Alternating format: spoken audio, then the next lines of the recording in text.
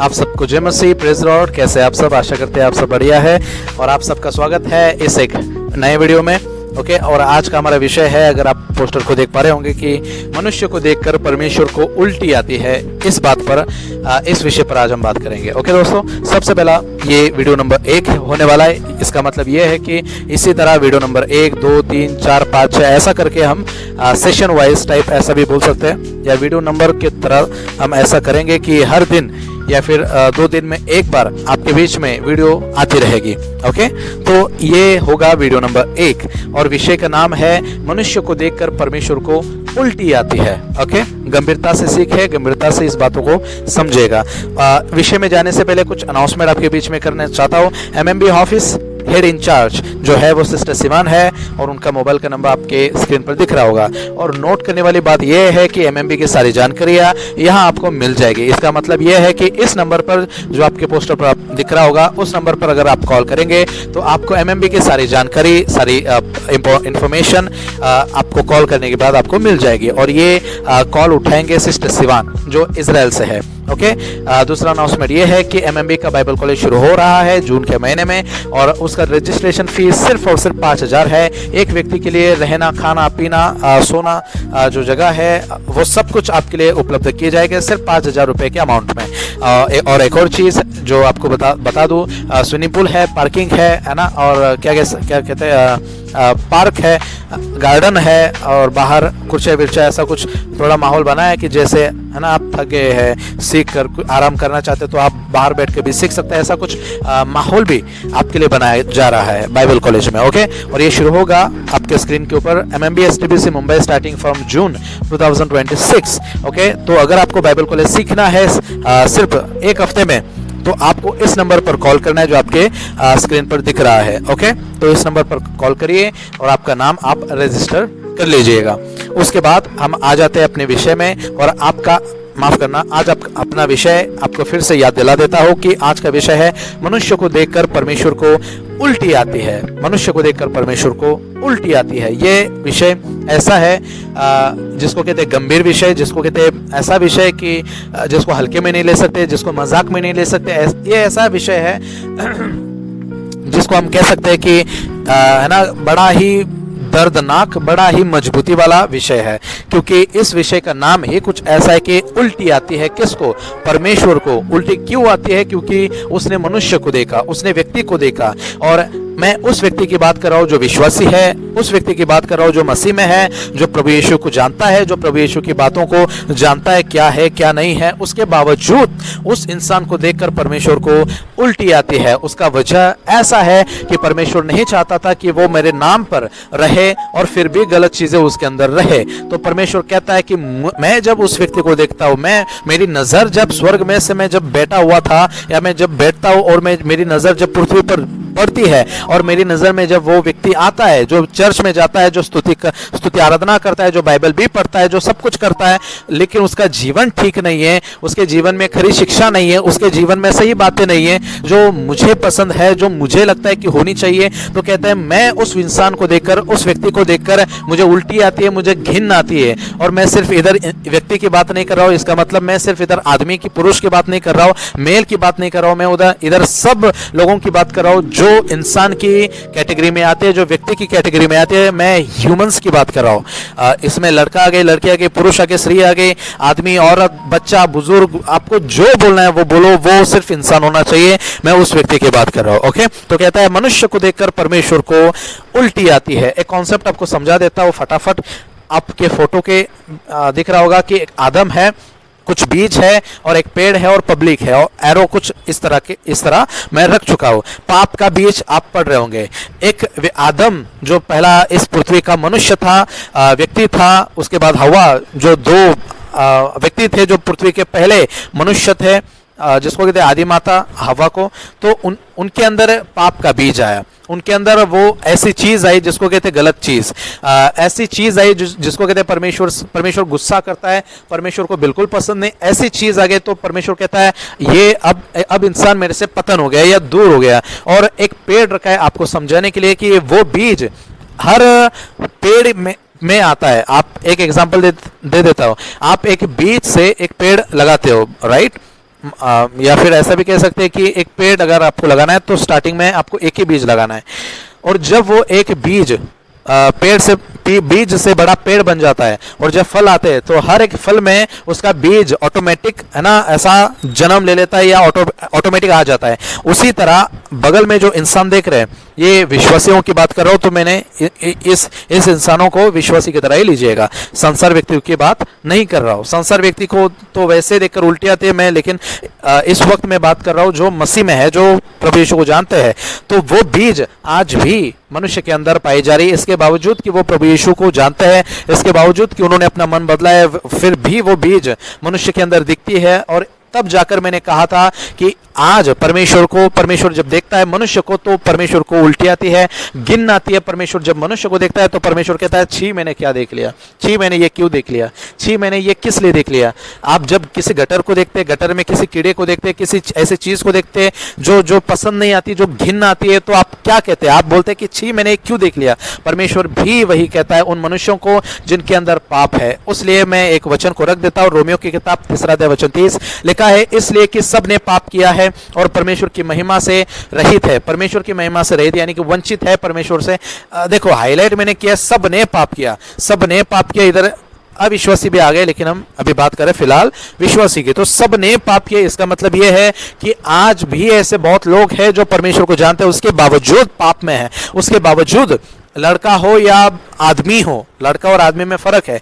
एक यंगर और एक यंगर नहीं है, वो एक मैच्योर टाइप या फिर एक व्यक्ति की तरह आप बोल सकते हैं। एक आदमी तो वो भी, एक जवान लड़का भी पाप कर रहा है और एक आदमी शादीशुदा आदमी भी पाप कर रहा है, एक लड़की भी पाप करी है और एक शादीशुदा औरत भी पाप करी है, बुजुर्ग भी औरत, बुजुर्ग आदमी वो भी पाप करे। तो कहता है सब ने पाप किया। और ये मैं नहीं कह रहा हूं, परमेश्वर का वचन कह रहा है। तो है ना, उंगली मेरी तरफ मत उठाइएगा। अगर आप मेरी तरफ उठा रहे तो इसका मतलब ये होगा कि आप परमेश्वर के वचन की तरफ उंगली उठा रहे हैं, क्योंकि मैं अपनी तरह से कुछ नहीं जोड़ रहा हूँ। ये बाइबल की बात ही आपको समझा रहा हूँ, बाइबल की बात ही आपको बता रहा हूँ। ठीक है। तो कहता सब ने पाप किया, वो कोई भी हो, सब ने पाप किया। मुझे जानते हो फिर भी पाप किया, मुझे नहीं जानते फिर भी पाप किया, मुझे जानते हो कि मुझे क्या पसंद है फिर भी पाप किया, तुम्हें पता था कि मुझे ये हरकतें पसंद नहीं, उसके बावजूद पाप किया। तो कहता है सब ने पाप किया और परमेश्वर की महिमा से रहित है, यानी कि वंचित है। परमेश्वर को जो चीज पसंद है उससे अनजान हो गए। परमेश्वर कहता है मेरी महिमा तुम्हें करनी चाहिए थी लेकिन तुम नहीं कर रहे हो, मेरी आराधना तुम्हें करनी चाहिए थी लेकिन तुमने नहीं की। तो कहता है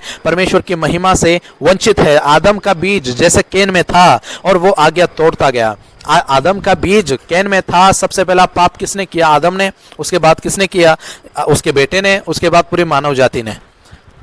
यू अंडरस्टैंड? तो कहता है आदम का बीज जैसे कैन में था और वो आज्ञा तोड़ता गया और वो कत्ल करता गया, खुद के ही भाई का कत्ल कर दिया, पाप में गिर गया। शैतान ने हवा को बहकाया, हवा के जरिए पूरी मानव जाति बहक गई, या पूरी मानव जाति बहक गई।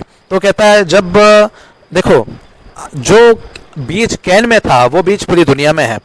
इस दुनिया में धोखा है, नफरत है, कत्ल है, व्यभिचार है, भ्रष्टाचार है, ईर्ष्या है, बेईमानी है। आप पूरी दुनिया में देखते होंगे कि दुनिया में क्या है? धोखाधड़ी।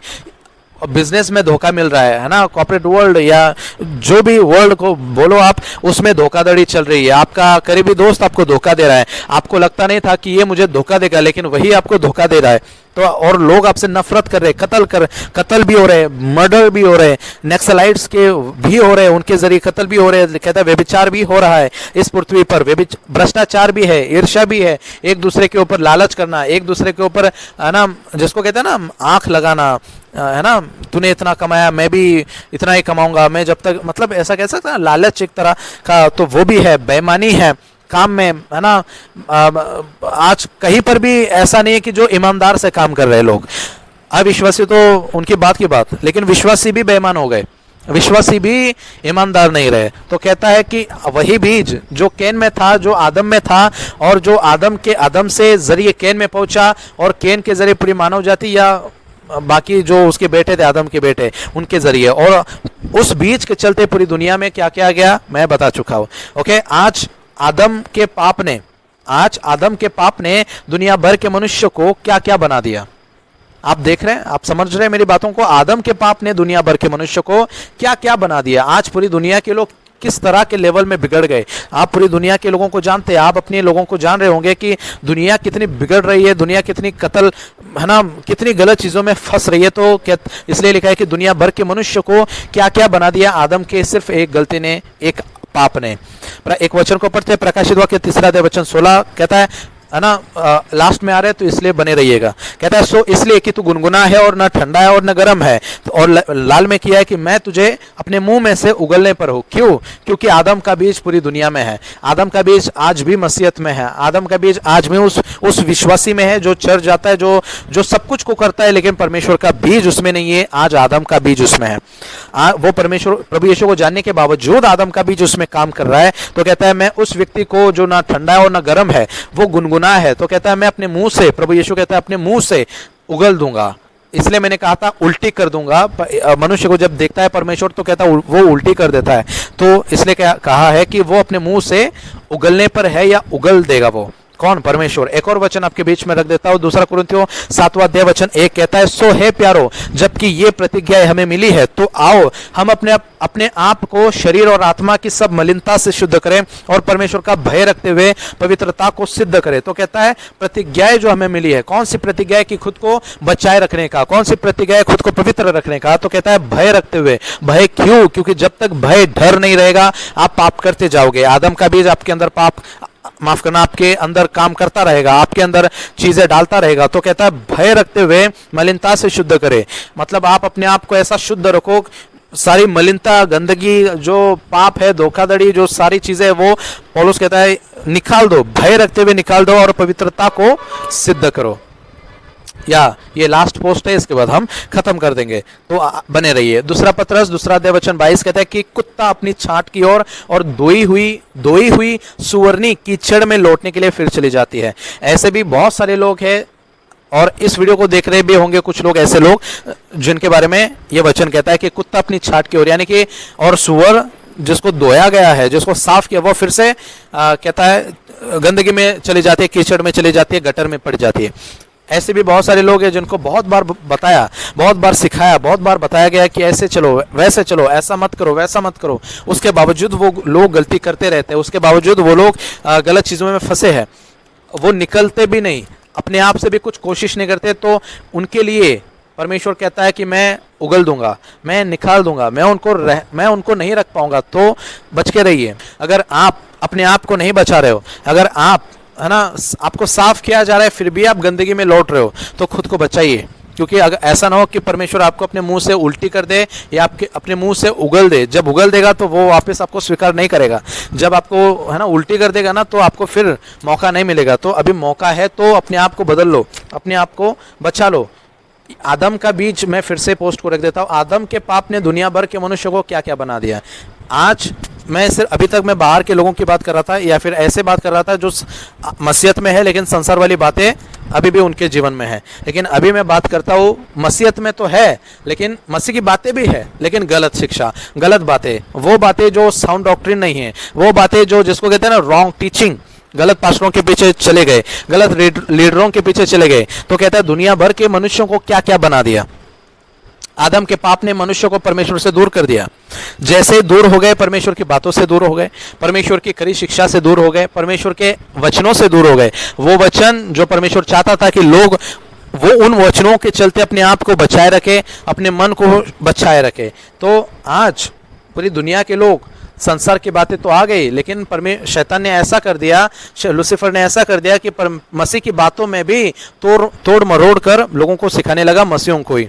तो आपको सतर्क रहना है। ओके, चलिए, welcome to the video number 2, यानी कि अगले वीडियो में आपका स्वागत करता हूँ। ओके, ये वीडियो अभी मुझे यहाँ पर ख़त्म करनी पड़ेगी क्योंकि ज़्यादा लंबा मैं नहीं कर सकता। अगर ज़्यादा लंबा किया तो आपको ये बोर, आप, हाँ ना, ज़्यादा लोग सुनते नहीं है। तो मैं शॉर्ट में वीडियो बनाया करूँगा आप ही के लिए, जिससे आप इस वीडियो को सुना करेंगे। ओके, आपका वेलकम करूँगा मैं। वीडियो नंबर 2 में है, वीडियो नंबर 2 पर आप देख सकते हैं, अगर मैंने वीडियो अगर आ चुका होगा तो। ठीक है, या तब तक के लिए अपना ख्याल रखिए। जय मसीह, प्रेज लॉर्ड। और इस वीडियो को बहुत शेयर करिए। मिलते हैं अगले वीडियो में।